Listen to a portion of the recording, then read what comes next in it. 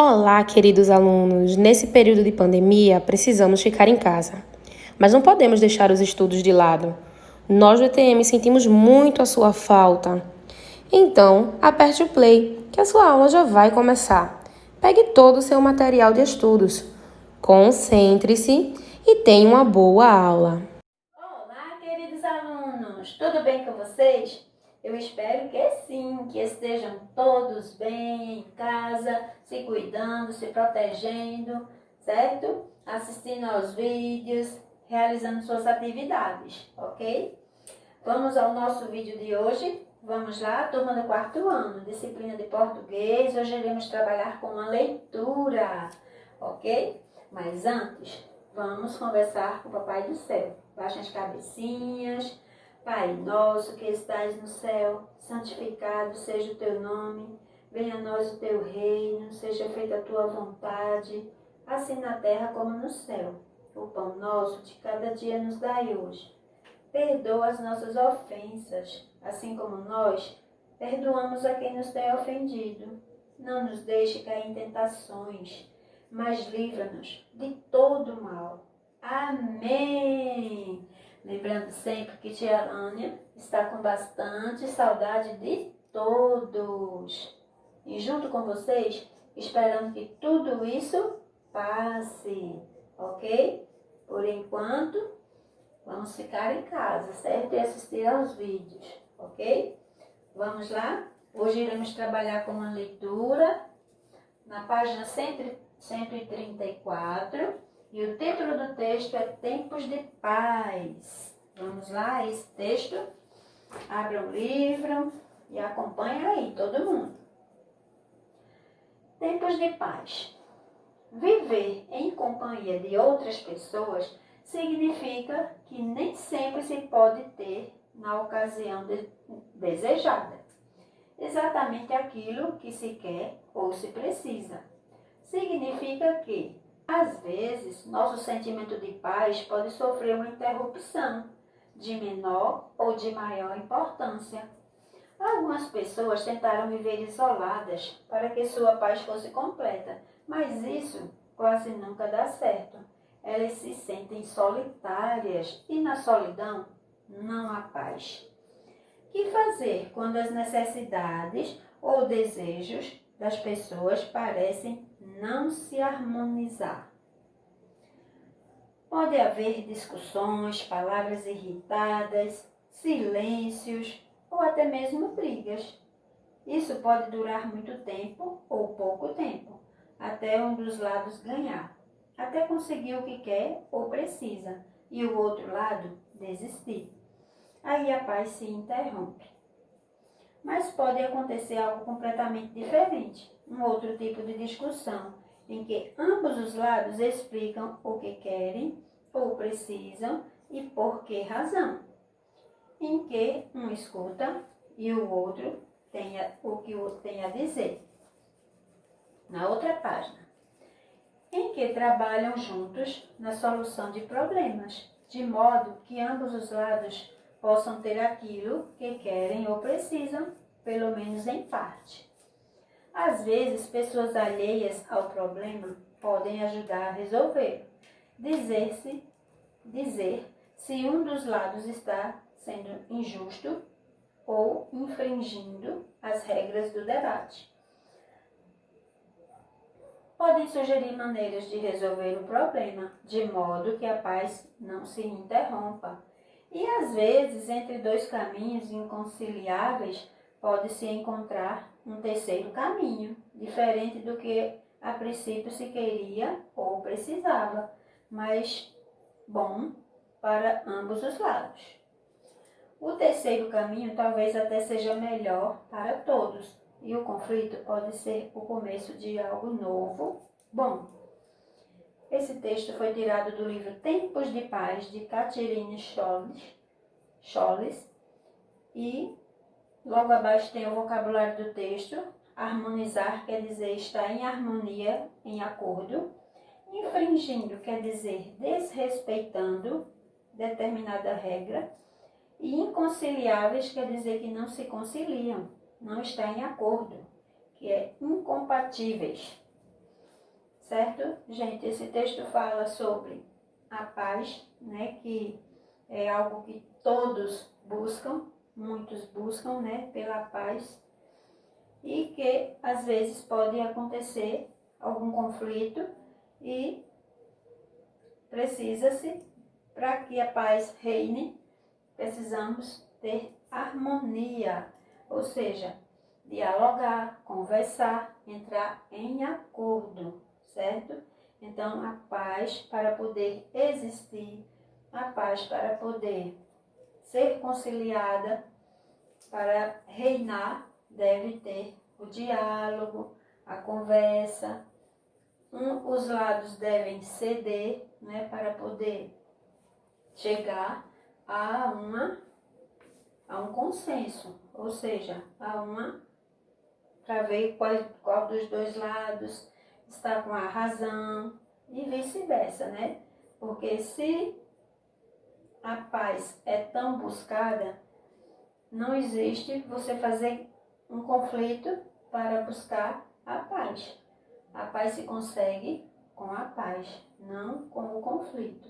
Então, se conversando de maneira cautelosa, com cuidado, palavras amenas, certo? Então, irá reinar a paz. Principalmente devemos ter esse cuidado dentro dos nossos lares, né? Em família, procurar fazer com que a paz esteja reinando dentro do seu lar, com a sua família, pais, mães, pessoas que moram também com avós, né? Com primos, com tios. Então, enfim, procurar conversar, se entender, mostrar o que pensa, né? E ter um consenso, uma conciliação, uma moderação de palavras e de comportamento, certo? Para poder a paz reinar. Esse texto, ele pelo formato dele, é uma poesia, certo? Ele é dividido em versos e em estrofes, certo? Vamos observar agora a interpretação do texto. Vamos lá? Vamos à interpretação do texto. Primeira questão. Segundo o texto, o que pode acontecer entre as pessoas quando suas necessidades ou seus desejos não se harmonizam? Aí você vai buscar a resposta lá no texto, ele está explicando sobre isso. Segunda questão. E o que pode ajudar a solucionar um conflito? Quando há um conflito, o que é que pode ajudar a solucionar? Você vai buscar também respostas no texto. Terceira questão. O texto afirma que, entre dois caminhos inconciliáveis, pode-se encontrar um terceiro caminho. Qual seria esse terceiro caminho? Dê uma lida no texto também e coloque aí a sua resposta. Quarta questão. Em sua opinião, que mensagem esse texto transmite? Aí essa aí é uma resposta pessoal. Você vai dar a sua opinião, seu parecer, o que você pensa, o que acha que o texto quis trazer de bom sobre esse tema. Quinta questão. Releia este trecho. Abre aspas. Às vezes, pessoas alheias ao problema podem ajudar a resolvê-lo. Fecha aspas. Procure no dicionário o significado da palavra destacada e explique esse trecho com suas palavras. Você vai procurar primeiro a palavra alheias, aí você olha no dicionário, coloca o significado dela e você vai explicar essa frase aí. Às vezes, pessoas alheias ao problema podem ajudar a resolver. O que é que significa isso? Na outra página, escreva as palavras do quadro abaixo ao lado das suas definições. Letra A. Pessoas que vivem sozinhas, afastadas de todos. Elas são o quê? Inconciliáveis, solitárias, conflito ou infringir. Ou seja, você vai completar as frases com essas palavras que estão no quadro. Letra B. O que é desobedecer normas? Letra C. Que não se podem harmonizar. É o quê? Discordância de pensamento. É o quê? Aí você vai procurar a palavra lá no quadro, tem a resposta nesse quadrinho aí circulado. Sétima questão. Pesquise no dicionário o significado das palavras a seguir e escreva ao lado delas o que é justo e o que é injusto. Letra A. O prefixo in modificou o sentido da palavra justo. Que ideia ele acrescenta a essa palavra? Ou seja, se você colocou justo, justo é uma palavra. Injusto já é outra palavra. Então, ele dá um sentido de quê? Justo é uma pessoa o quê? Injusto. Quando você procurar no dicionário, você vai saber responder essa questão aí, certo? Do uso desse prefixo aí na frente da palavra. Injusto. Aí você vai ver a diferença entre justo e injusto. Letra B. Escreva outras palavras com o prefixo in ou in ou in. E antes delas, as palavras correspondentes sem o prefixo indique o significado de ambas. Veja o exemplo. Tipo, conciliável, inconciliável. Você vai fazer a mesma coisa. Você vai escrever uma palavra normal e vai escrever a palavra parecida embaixo, acrescentando a palavra, o prefixo in. Pode ser in ou pode ser im, certo? Ou seja, você vai preencher essas 4 linhas aí. Ok, minha gente? Por hoje é só, certo? Qualquer dúvida, volta a ler o texto, ou então volta o vídeo, certo? Para poder escutar a tia Lânia ler o texto novamente e aí você vai respondendo, certo? Respondam com atenção, ok? E continuem em casa, higienizando as mãos com frequência, ao sair utilizar álcool em gel, ok? E não esquece de utilizar as máscaras, evita a mão no rosto, evita a mão nos olhos, principalmente quando estiver na rua, que as mãos não estão muito limpas, né? Então, se cuidem, se protejam, ok? Cheiro para todo mundo. Tchau. Até o próximo vídeo. Olá, queridos alunos do 4º ano. A nossa linha de hoje é de História. Como é que vocês estão, hein? Estão se cuidando, se protegendo, assistindo aos vídeos. É muito importante, viu? Fazer as leituras do assunto, complementar as leituras. O tema de hoje é a transferência da corte portuguesa. Por quê? Porque não é que um dia a corte portuguesa disse, vou para o Brasil. Não. Eles vieram para aqui quase que fugidos de Portugal. Vou contar para vocês. Vinda da família real para o Brasil. No ano de 1808, ainda no período da colônia, o rei de português Dom João mudou-se para o Brasil com toda a sua corte. Ou seja, não veio só ele, a mulher e os filhos. Ele trouxe a sua corte com ele.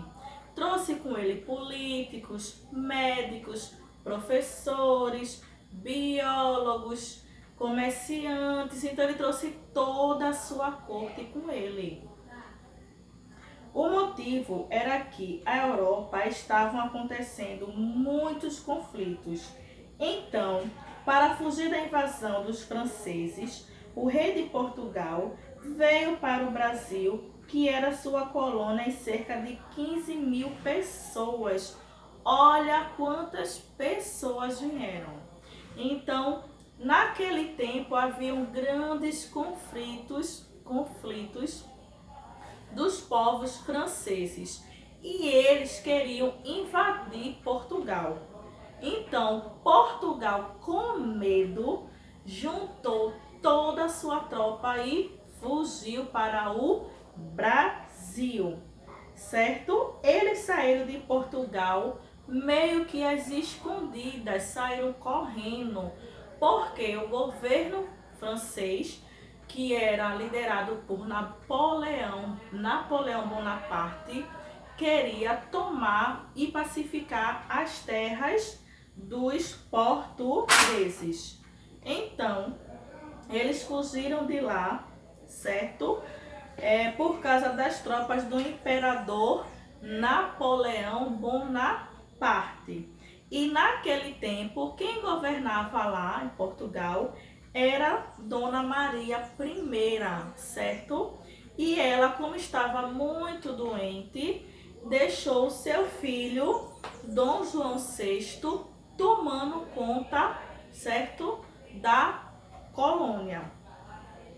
Então, antigamente, né, quando eles chegaram aqui no Brasil e se instalaram aqui no Brasil, o Brasil era um país que vivia uma época de colônia. E essa colônia tinha como sua produção central a cana-de-açúcar. Então, a plantação açucareira era o que gerava grandes riquezas nessa época. E vocês sabem que para plantar a cana-de-açúcar é um trabalho difícil, árduo, porque tem que plantar.